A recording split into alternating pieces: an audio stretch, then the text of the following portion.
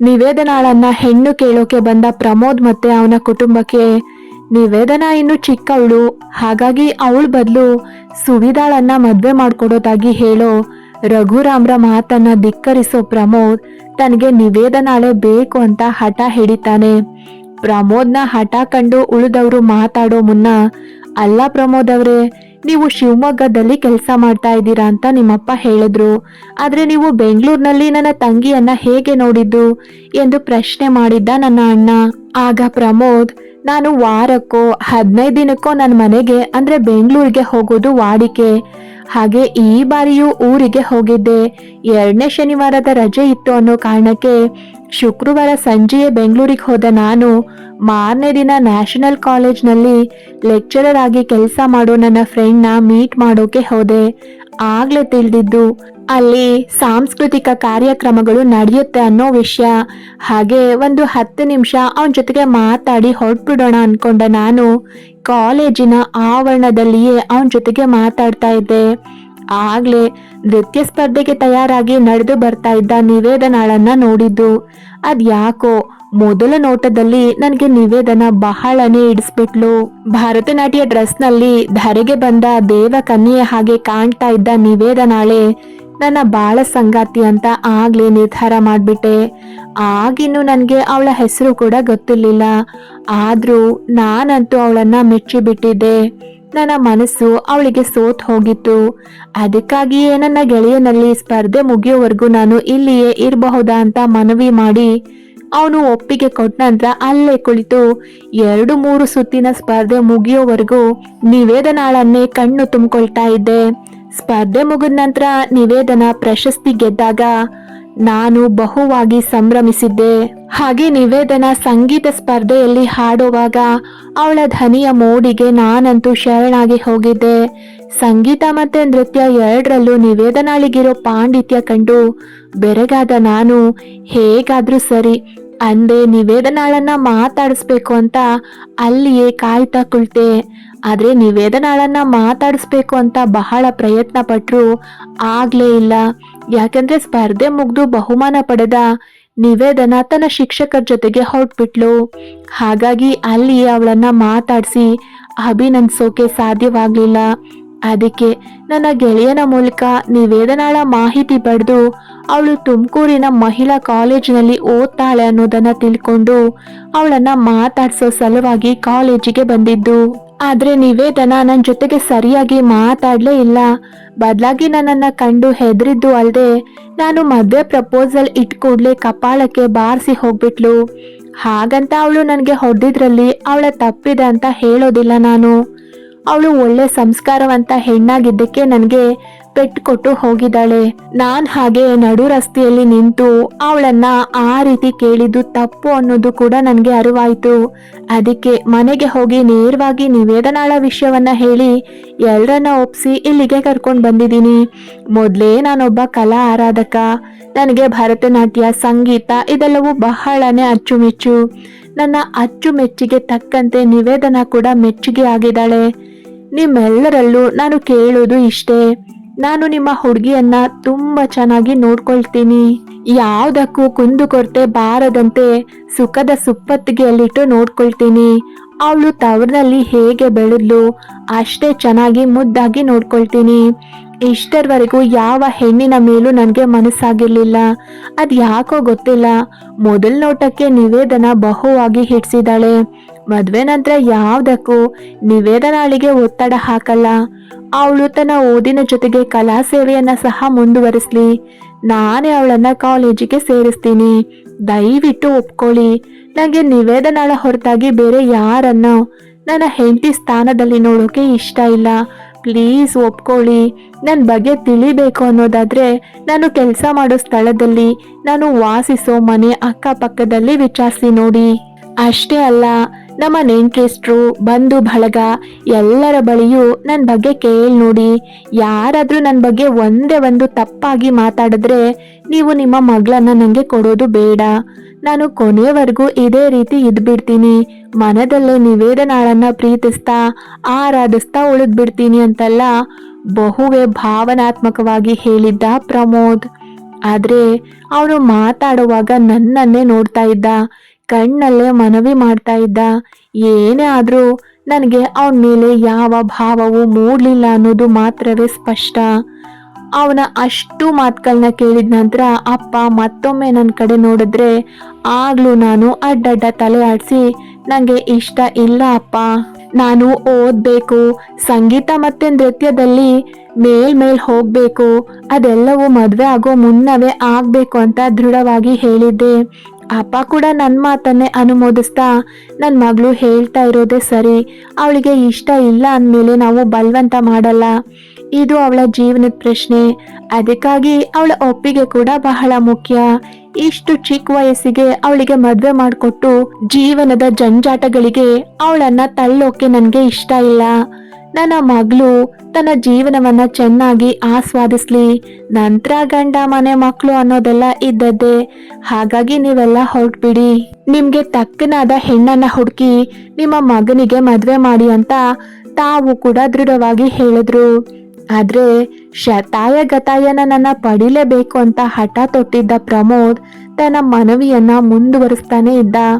ಅಷ್ಟೇ ಅಲ್ಲ, ಅವನ ಮನೆಯವರು ಬೇಕೆಂದೇ ತಮ್ಮ ಶ್ರೀಮಂತಿಕೆಯನ್ನ ಪ್ರದರ್ಶನ ಮಾಡೋ ಸಲುವಾಗಿ ನಮ್ಗೆ ಅಲ್ಲಿ ಅಷ್ಟು, ಇಲ್ಲಿ ಇಷ್ಟ ಆಸ್ತಿ ಇದೆ ಅಂತೆಲ್ಲ ಹೇಳಿ ನಿಮ್ಮಂತ ಮಧ್ಯಮ ವರ್ಗದ ಕುಟುಂಬದ ಹೆಣ್ಣನ್ನ ನಮ್ಮಂತ ಆಗರ್ಭ ಶ್ರೀಮಂತರ ಕುಟುಂಬದ ಹುಡುಗ ಇಷ್ಟಪಟ್ಟಿರೋದೇ ಪುಣ್ಯ ಅಂತೆಲ್ಲ ಹೇಳಿದ್ರು. ಅಷ್ಟಾದ್ರೂ ಅಪ್ಪ ಒಪ್ಪದೆ ಹೋದಾಗ ನೀವು ಮದ್ವೆಗೆ 1 ರೂಪಾಯಿ ಕೂಡ ಖರ್ಚು ಮಾಡೋದು ಬೇಕಿಲ್ಲ. ಅಷ್ಟೇ ಅಲ್ಲ, ನೀವೇ ವಧು ದಕ್ಷಿಣೆ ಎಷ್ಟು ಬೇಕು ಅಂತ ಕೇಳಿ, ನೀವು ಕೇಳಿದಷ್ಟನ್ನ ಕೊಡ್ತೀವಿ. ನಾವೇ ನಿಮ್ಮ ಮಗಳ ಮೈ ತುಂಬ ಚಿನ್ನ ಹಾಕಿ ಅದ್ಧೂರಿಯಾಗಿ ಮದ್ವೆ ಮಾಡಿ ಕರ್ಕೊಂಡು ಹೋಗ್ತೀವಿ ಅಂತೆಲ್ಲ ಸಾಕಷ್ಟು ಆಮಿಷಗಳನ್ನ ಸಹ ತೋರಿಸಿದ್ರು. ಅವರ ಮಾತನ್ನ ಕೇಳಿದ ಅಮ್ಮ ಮತ್ತೆ ಅಜ್ಜಿ ಖುಷಿಯಿಂದ ಮುಖವನ್ನ ಅರಳಿಸಿ ನನ್ನ ಅಪ್ಪನಿಗೆ ಮದ್ವೆಗೆ ಒಪ್ಕೊ ಅಂತ ಸನ್ನೆ ಮಾಡ್ತಿದ್ರಾದ್ರೂ ಅಪ್ಪ ಮಾತ್ರ ಒಪ್ಪಿರ್ಲಿಲ್ಲ. ಕೊನೆಗೆ ಪ್ರಮೋದ್, ಸರಿ, ನಿಮ್ಗೆ ಈಗ್ಲೇ ಮದ್ವೆ ಮಾಡೋಕೆ ಇಷ್ಟ ಇಲ್ಲ ಅಲ್ವಾ, ಹಾಗಾದ್ರೆ ನಿಮ್ಮ ದೊಡ್ಡ ಮಗಳ ಮದ್ವೆ ಆಗೋವರೆಗೂ ನಾನು ನಿವೇದನೆಗಳಿಗೋಸ್ಕರ ಕಾಯೋಕೆ ಸಿದ್ಧ ಇದ್ದೀನಿ.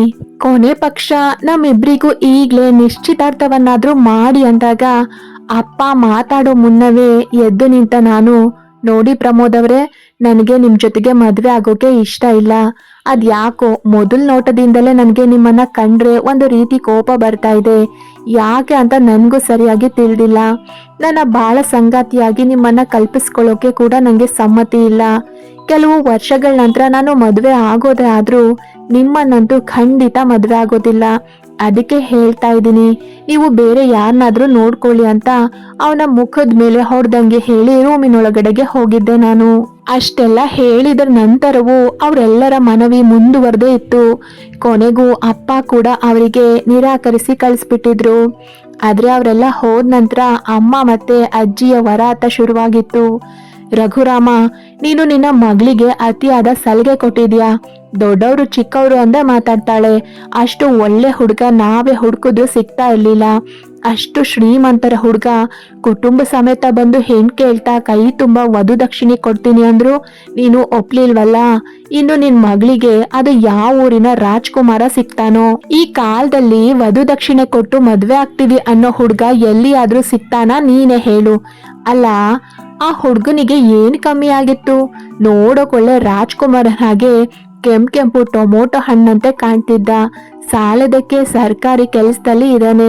ಕೆಲಸವಿಲ್ಲ ಆದ್ರೂ ಅವರ ಆಸ್ತಿ ಪಾಸ್ತಿ ಏನ್ ಕಮ್ಮಿ ಇದ್ಯಾ?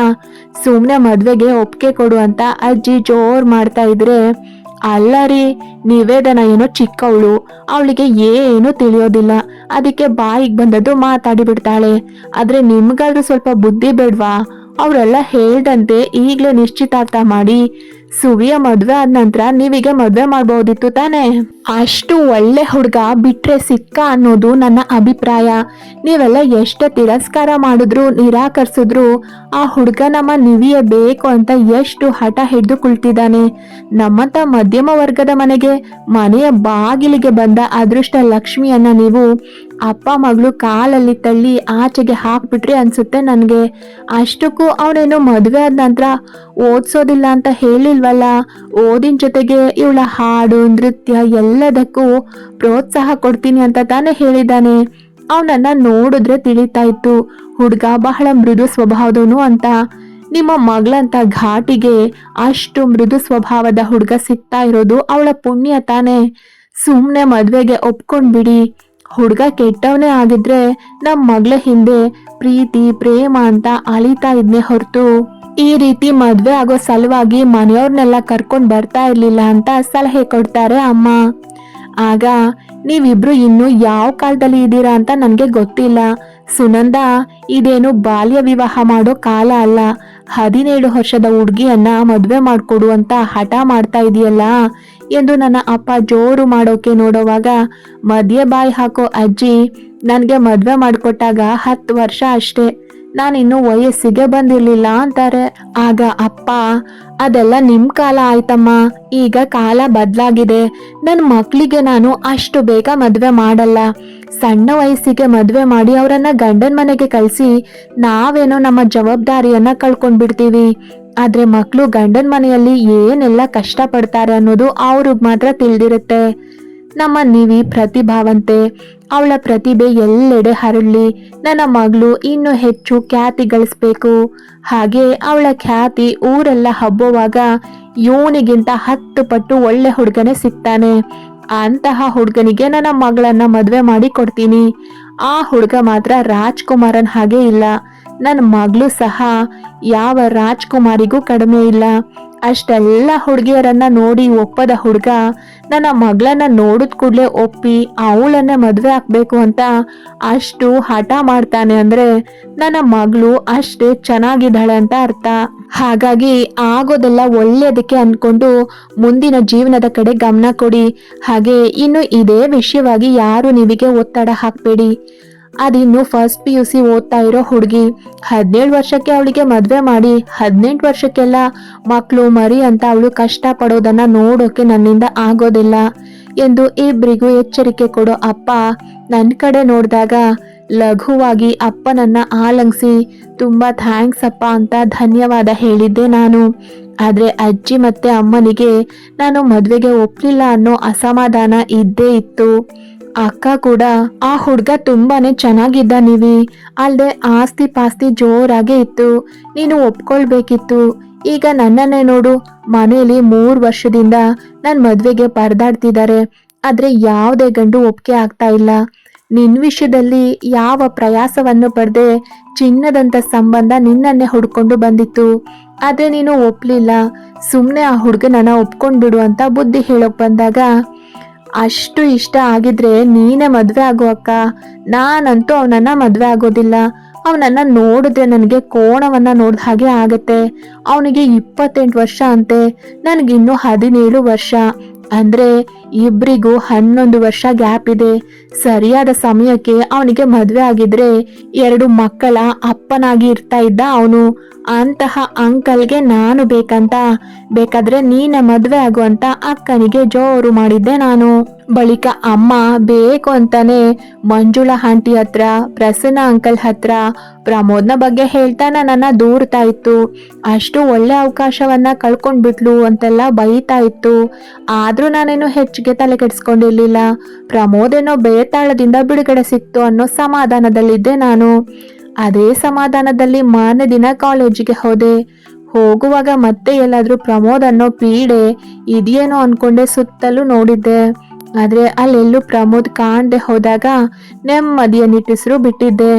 ಆದ್ರೆ ಅದಾಗ್ಲೇ ನನ್ನ ಬದುಕಿಗೆ ಗ್ರಹಣ ಹಿಡ್ದಿದೆ ಅನ್ನೋದು ತಿಳಿಸೋ ಸಲುವಾಗಿಯೇ ಕಾಲೇಜಿನಿಂದ ಆಚೆಗೆ ಬಂದ ಕೂಡ್ಲೆ ಮತ್ತೆ ನನ್ನ ಎದುರು ಪ್ರತ್ಯಕ್ಷನಾಗಿದ್ದ ಪ್ರಮೋದ್. ಅವನನ್ನ ಕಂಡ ಒಡನೆಯೇ ಹುಬ್ಬು ಬೆಸೆದ ನಾನು ಇವತ್ತು ಮಾತ್ರ ಇವನಿಗೆ ಸರಿಯಾಗಿ ಗ್ರಹಚಾರ ಬಿಡಿಸ್ತೀನಿ ಅಂತ ಮನದಲ್ಲೇ ಗಟ್ಟಿಯಾಗಿ ನಿರ್ಧಾರ ಮಾಡಿದ್ದೆ. ಆದ್ರೆ ಆ ಕ್ಷಣಕ್ಕೆ ನನಗೂ ಗೊತ್ತಿರ್ಲಿಲ್ಲ, ನಾನು ಪೀಡೆ, ಕೋಣ, ಬೇತಾಳ, ಅಂಕಲ್ ಅಂತೆಲ್ಲ ಕರಿತಾ ಇದ್ದ ಅದೇ ಪ್ರಮೋದ್ ಮುಂದೆ ನನ್ನ ಗಂಡನಾಗ್ತಾನೆ. ಅವನು ಹೇಳಿದಂತೆಯೇ ಹಠ ಹಿಡಿದು ಕಾದು ಕುಳಿತು ಕೊನೆಗೆ ನನ್ನ ಅಪ್ಪನೇ ನನಗೆ ಬಲವಂತ ಮಾಡಿ ಮದುವೆ ಮಾಡಿಸ್ತಾರೆ ಅನ್ನೋ ಕರಾಳ ಸತ್ಯ. ಕತೆ ಮುಂದುವರಿಯುತ್ತೆ. ಯಾರೆಲ್ಲ ಸಬ್ಸ್ಕ್ರೈಬ್ ಮಾಡ್ಕೊಳ್ದೆ ಸ್ಟೋರಿ ಕೇಳ್ತಾ ಇದ್ದೀರಾ ದಯವಿಟ್ಟು ಸಬ್ಸ್ಕ್ರೈಬ್ ಮಾಡಿಕೊಂಡು ಕತೆಗಳನ್ನ ಕೇಳಿ. ಹಾಗೆ ಈ ಕತೆ ನಿಮಗೆ ಇಷ್ಟ ಆಗ್ತಾ ಇದ್ರೆ ಒಂದು ಲೈಕ್ ಮಾಡಿ. ಈ ಕತೆ ಬಗ್ಗೆ ನಿಮ್ಮ ಅಭಿಪ್ರಾಯನ ಕಾಮೆಂಟ್ ಮಾಡಿ ತಿಳಿಸಿ. ಹಾಗೆ ಯಾರ್ಯಾರೆಲ್ಲ ಸಬ್ಸ್ಕ್ರೈಬ್ ಮಾಡಿಕೊಂಡು ಸ್ಟೋರಿ ಕೇಳ್ತಿದ್ದೀರಲ್ವಾ ಅವರೆಲ್ರಿಗೂ ತುಂಬಾನೇ ಥ್ಯಾಂಕ್ಸ್.